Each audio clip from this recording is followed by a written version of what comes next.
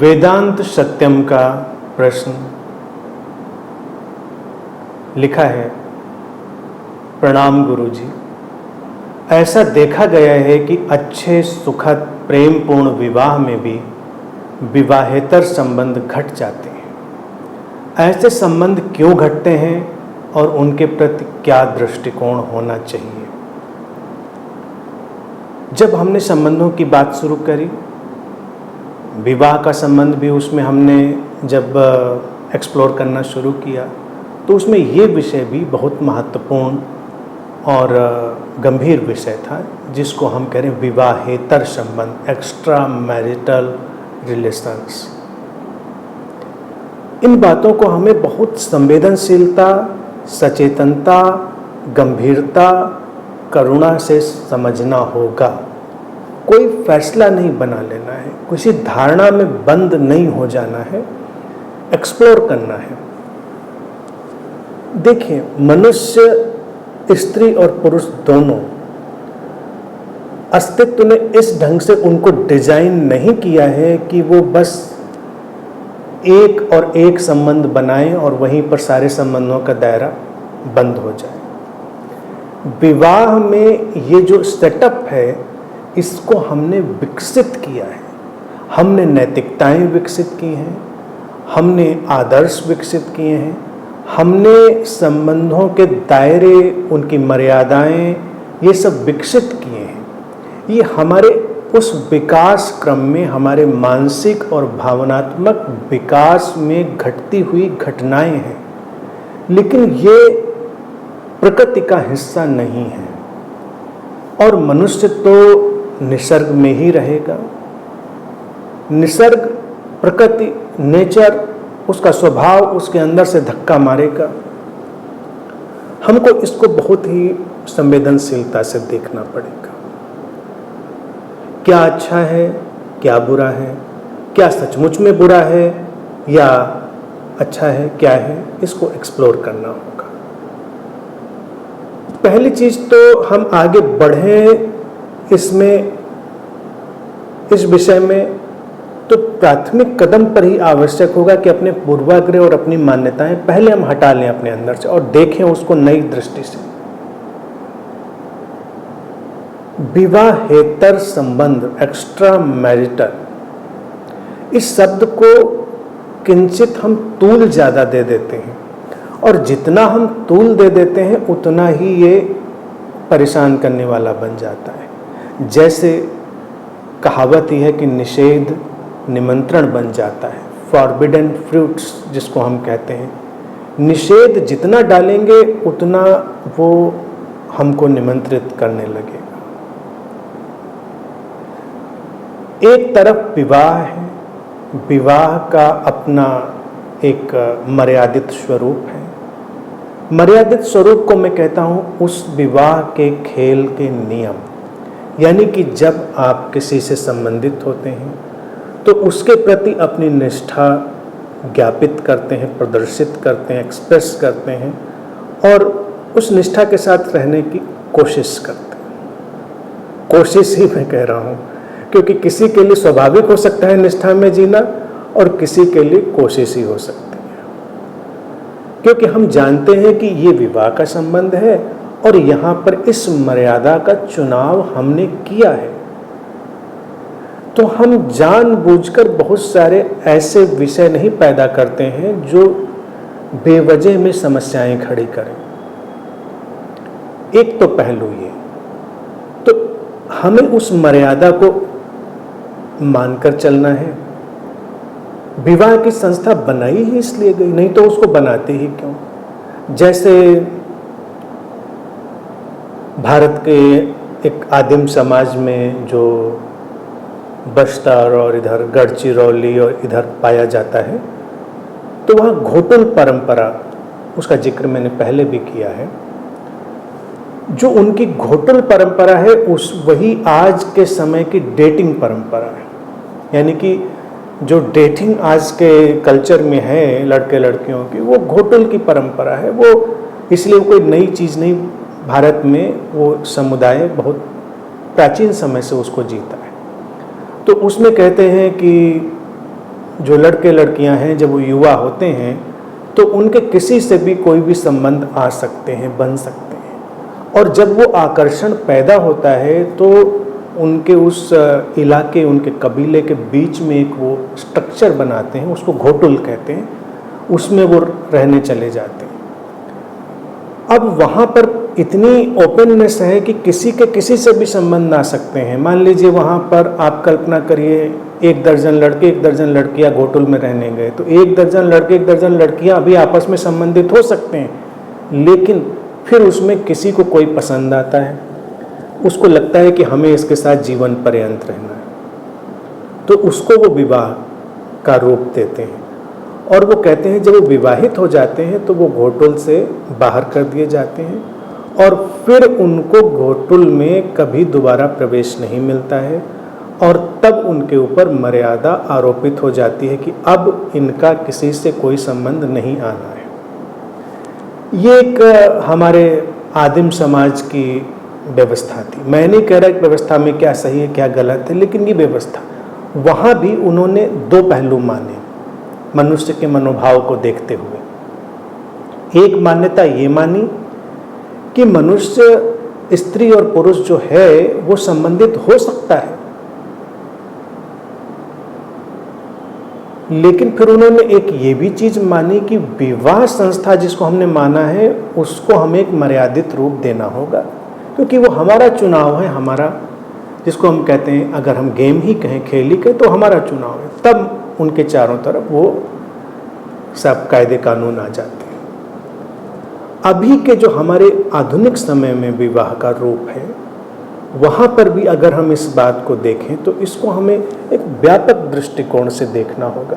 कहीं पर तो बहुत बहुत ज़्यादा संकुचित लोग कर लेते हैं, तब तो बिल्कुल दम घुटने वाली स्थितियाँ भी संबंधों में बन जाती हैं कि कोई किसी से बात कर ले, कोई किसी से दोस्ती कर ले, मुस्कुरा दे, हेलो बोल दे, कुछ कर दे, तो भी अगर परेशानी होने लगे कि तुमने उसको हेलो क्यों बोला, तुमने उसको गुड मॉर्निंग क्यों बोला, तुमने उसको गुड नाइट क्यों बोला, तुमने उसको देखा, तुम्हारे चेहरे पे इतनी चमक क्यों आई, मतलब ये दोनों कह सकते हैं, स्त्री भी पुरुष भी दोनों, उसको देखा तुमने, तुम्हारे चेहरे पे कितनी खिलावट थी, ये सब ये जब बातें आएंगी तो ये एबनॉर्मलिटी की तरफ ले जाएंगे। क्योंकि कोई किसी को देखकर खुश हो, नेचुरल है, हो सकता है, कोई किसी को देखकर आकर्षित हो सकता है, कोई इसमें अस्वाभाविक चीज नहीं है, कोई किसी से प्रभावित हो सकता है, इसमें अस्वाभाविक क्या है।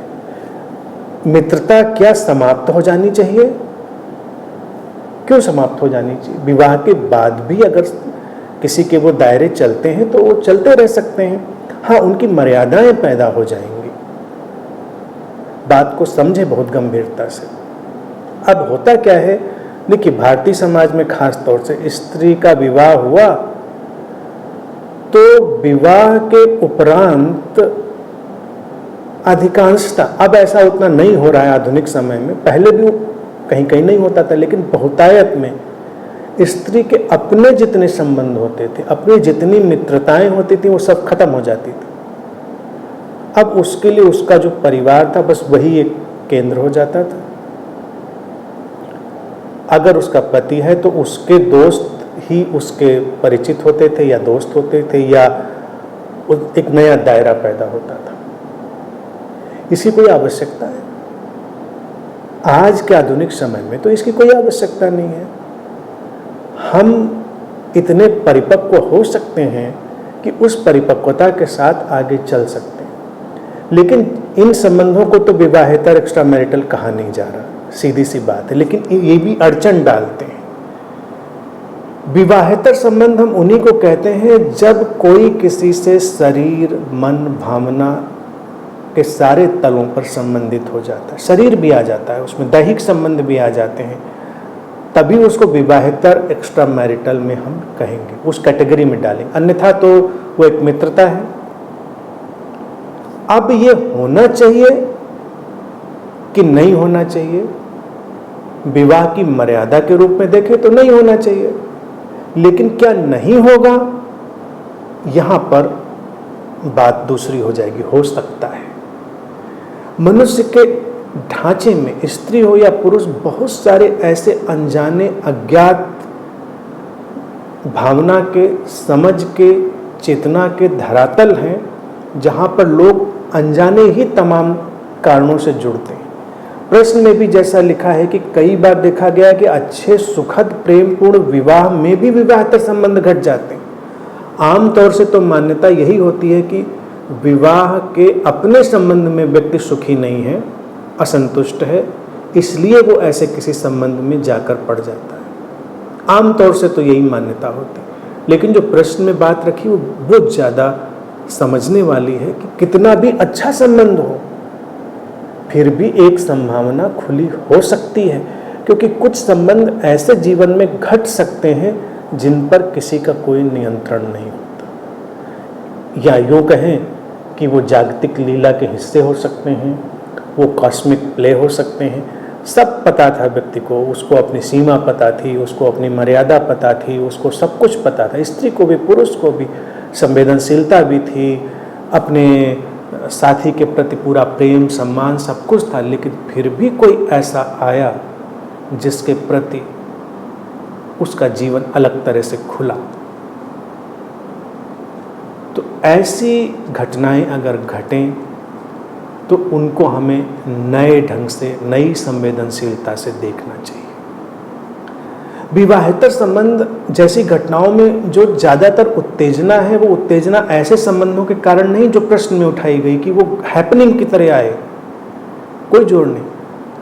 परेशानी है लोगों को उनके अपने शक की मिजाज के कारण, शक के कारण, और परेशानी है उनको कि ऐसा नहीं होना चाहिए के कारण। अब अगर कोई इसी बात को लेकर लगातार उत्तेजित रहे कि अब ये जॉब पे जा रहे हैं साहब, कोई इनका कहीं कुछ चक्कर न चल जाए, अब लड़कियां जॉब पे जा रही हैं तो पतिदेव चिंता में पड़े कहीं इनका कुछ अफेयर ना हो जाए, तो ये तो बीमारी में पड़ जाएंगे ऐसे लोग जो ऐसे शक में रहेंगे। मेरा ये हमेशा मत रहा है, जो लोग बहुत शक करने वाली वृत्ति के होते हैं उनको विवाह करना ही नहीं चाहिए। अगर किसी को बहुत शक होता है कि ये ऐसा तो नहीं होता, किसी से मिलता तो नहीं, मिलती तो नहीं, कहीं किसी से इसका संबंध इसके उसके, मतलब स्त्री पुरुष दोनों के, किसी के भी, अगर किसी का बहुत ही शक वाला स्वभाव है तो प्राथमिक रूप से ऐसी स्त्री यानी लड़की या ऐसे पुरुष को विवाह नहीं करना चाहिए, क्योंकि विवाह के आधार में एक ट्रस्ट, एक आस्था होगी। अब वहाँ पर प्रश्न उठेगा, लोग कहेंगे कि हम तो आस्था कर लें लेकिन दूसरा तो ऐसा कर ही रहा है, हमको ऐसा पता चल रहा है। फिर कई बार लोग लगता है कि मेरे पीछे क्या चलता है,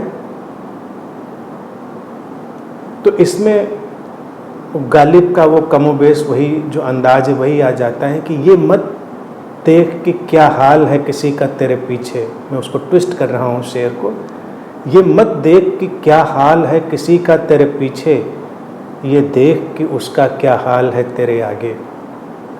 तुम्हारा आपस में क्या है संबंध, आपस में कितना प्रेम है, कितना सम्मान है, कितना ख्याल है, कंसर्न है, केयर है, कंपैशन है, आपस में कितना, वो मायने रखता है। तुम्हारा आपस का अगर concern, care, compassion, love, sensitivity सब कुछ बहुत ही प्रगाढ़ है और फिर भी कोई कहीं संबंधित अगर मान लो हो गया है, इन केस, मैं नहीं कह रहा होना चाहिए लेकिन हो गया है, तो क्या परेशानी है इसमें? परेशानी तभी होनी चाहिए जब कोई व्यक्ति अपने साथी के प्रति असम्मानपूर्ण होने लगे, उपेक्षापूर्ण होने लगे, अप्रेमपूर्ण होने लगे, तो परेशानी होनी चाहिए। अगर ये नहीं हुआ तो ये एक विकास ही है, कुछ नेचुरल हैपनिंग ही है कि, और उसकी संभावना तो खुली रहेगी, क्योंकि मनुष्य डिजाइंड नहीं है, स्त्री हो या पुरुष, वो डिजाइंड नहीं है कि ऐसे एक संबंध में बिल्कुल फिक्स होकर रहेगा। हाँ, अगर कोई रह पाया तो इतना तय है कि उनका चेतनागत विकास, उनकी परिपक्वता बहुत ज़्यादा होगी, क्योंकि जो लोग बहुत परिपक्व हो चुके हैं, चेतनागत रूप से बहुत विकसित हो चुके हैं, उनके लिए एक स्त्री ही सारे स्त्रीत्व का द्वार बन जाती है, और ऐसी विकसित स्त्री के लिए पुरुष ही सारे पुरुषत्व का द्वार बन जाता है। तो वहाँ पर तो संबंध घट सकते हैं। अब हम लोग क्या दुर्घटना करते हैं, ये एक बड़ी विचित्र बात है कि जो परिकल्पना बहुत विकसित स्त्री और पुरुष के ऊपर लागू होती है उसको हम सबके ऊपर लगाने की कोशिश करते हैं, वहाँ पर दुर्घटना हो सकती है। तो ये ओपन एंड्स थोड़े थोड़े से खुले रह सकते हैं। मेरा यही कहना है कि हमको संवेदनशीलता से इन बातों को भी देखना पड़ेगा। सवाल कोई भी संबंध हो, उस संबंध में सम्मान का है एक दूसरे के प्रति, सवाल गरिमा का है, डिग्निटी का है, सवाल जो है वो एक दूसरे के साथ मिलकर हम कितने ऊंचे उठते हैं, अपने भीतर कितने गहरे होते हैं, इसका है। संबंध हम उथलेपन के लिए नहीं बनाते कि हम संबंधित हुए और हम और शैलो होते चले जा रहे हैं। और फिर अगर हम कुछ संबंधों से कुछ एलिमेंट हटा भी दें, मान लो हम दैहिक एलिमेंट हटा दें, कभी कभी उसकी ज़रूरत नहीं होती, लेकिन कुछ लोगों के बीच बहुत प्रगाढ़ संबंध हो सकता है। तो अगर ये हम मान्यता बनाएंगे कि किसी के साथ किसी भी तल का कोई प्रगाढ़ संबंध कभी आना ही नहीं चाहिए, तो हम मनुष्य के विकास को भी अवरुद्ध करते हैं। तो इस सारे परिप्रेक्ष्य को बस अगर संक्षेप में समेटें, उसको एक्सप्लोर करिए तो और हम उस पर बात करेंगे। अगर संक्षेप में समेटें तो यही है कि विवाह की मर्यादा में रहिए, उसके नियम मानिए, लेकिन बहुत कटुतापूर्ण, बहुत कट्टर भी मत होइए, क्योंकि कभी कभी कॉस्मिक प्ले में कुछ घटनाएं घट सकती हैं। और हमेशा ध्यान रखें कि आपस में संबंध कैसे हैं दो लोगों के, वही मायने रखते हैं। ये बात कभी ध्यान में न लाएं कि किसी का किसी और से संबंध कैसा है।